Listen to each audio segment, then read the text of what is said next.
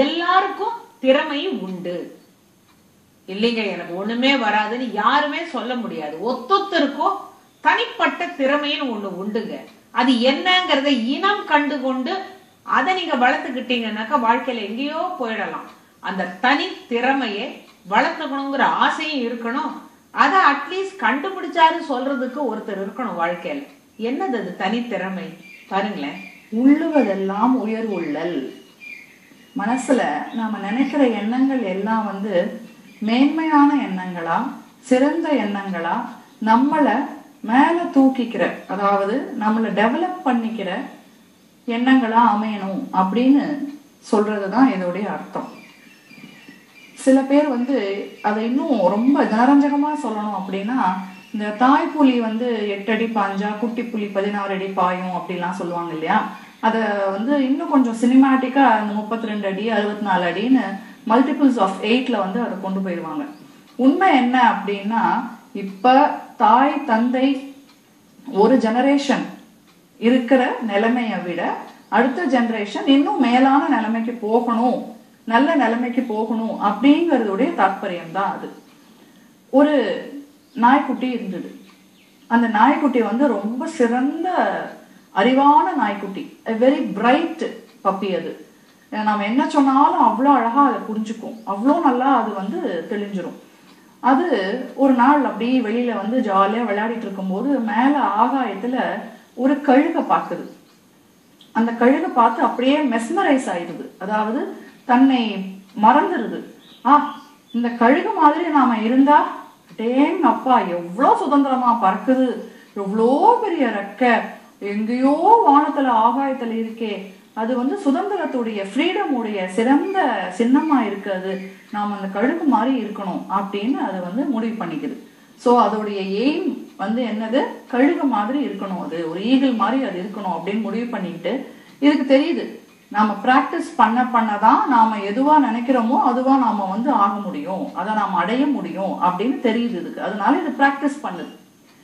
பல நாட்கள், பல வாரங்கள், மாதங்கள் பிராக்டிஸ் பண்ணுது. என்ன பிராக்டிஸ் பண்ணுது, நான் ரெக்கை முளைக்கணும், எனக்கு சுதந்திரமா இருக்கிறதுக்கு நான் ரெக்கை முளைக்கணும், அப்புறம் என்னுடைய இறைய நான் கண்டுபிடிக்கிறதுக்கு ஷார்ப்பான கண் பார்வை எனக்கு இருக்கணும், அந்த கிடைச்ச இறைய நான் கெட்டியமா பிடிச்சுக்கிறதுக்கு என்னுடைய பற்களும் நகங்களும் கூர்மையானதா இருக்கணும், அதை விட முக்கியம் சரியான சமயத்துல நான் என்னுடைய இறைய தாக்கணும், அது தப்பிக்காம இருக்கிறதுக்கு. அதனால நான் பொறுமைய வளர்த்துக்கணும்.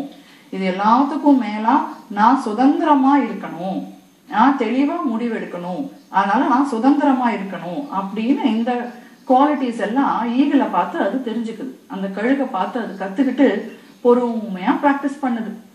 அது பிராக்டிஸ் பண்ணி பண்ணி பண்ணி பொறுமையா இருக்க கத்துக்குச்சு.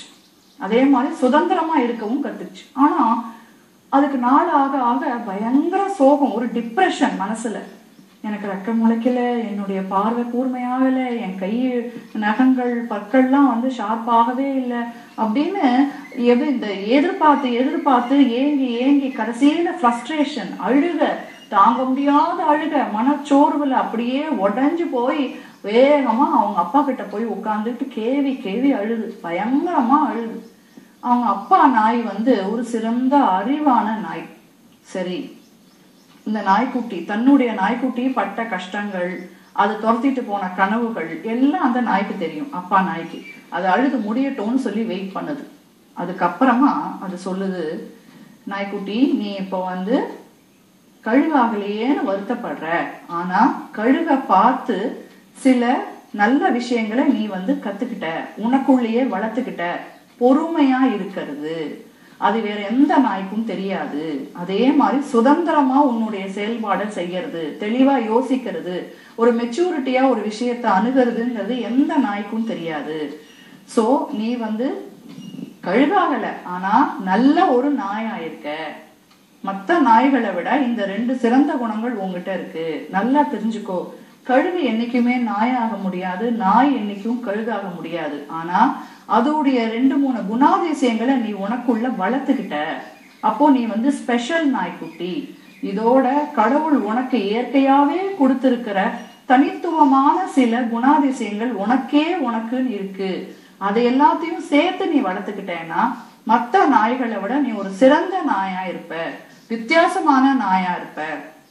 மற்ற நாய்கள் எல்லாம் உன்னை மேலெடுத்து பார்க்கக்கூடிய ஒரு நாயா இருப்ப. நீ எப்படி கழுக பார்த்து ஏங்கினியோ அது மாதிரி மற்ற நாய்களும் உன்ன மாதிரி இருக்க முடியலையேன்னு ஏங்குற அளவுக்கு நீ ஒரு பெரிய நாய்க்குட்டியா மாற முடியும். அவ்வளவு குணங்கள் உங்ககிட்ட இருக்கு. மற்றவங்களை பார்த்து நாம அப்படி இல்லையேன்னு ஏங்கிறத விட அவங்கள பார்த்து உனக்கு ஏதுவான சில குவாலிட்டிஸை நீ வளர்த்துக்கிட்டு உனக்கு இயற்கையாவே கொடுத்துருக்கிற ஸ்பெஷல் டேலண்ட்ஸ். கடவுள் ஒவ்வொருத்தரையும் ஒரு பர்பஸ்க்காக தான் படைக்கிறார். ஒரு பயன் இருக்கு, எல்லாருக்கும் ஒவ்வொரு குணாதிசயங்கள் இருக்கு. அந்த குணாதிசயங்களோட சேர்த்து நீ வளர்ந்துகிட்டேன்னா ரொம்ப நல்லா இருப்ப அப்படின்னு சொல்றார். இந்த அற்புதமான அறிவு சார்ந்த இந்த ஒரு விஷயத்த கேட்ட உடனே அந்த நாய்க்குட்டி கண்ணை எல்லாம் தொடச்சிட்டு வேகமா வெளியே அண்ணாந்த ஆகாயத்தை பாக்குது.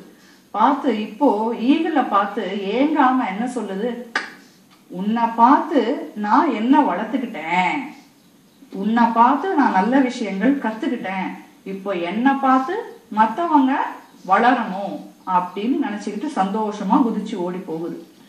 நாய்க்குட்டிக்கே இவ்வளோ விஷயங்கள் இருக்குது கடவுள் கொடுத்திருக்கிறாரு அப்படின்னா மனிதர்கள் கடவுளின் சிறந்த படைப்பு, உலகத்திலேயே மேம்பட்ட ஒரு இனம். நாம சிறந்த பாலூட்டி இனங்கள்லயே சிறந்த இனம் நாம தான்.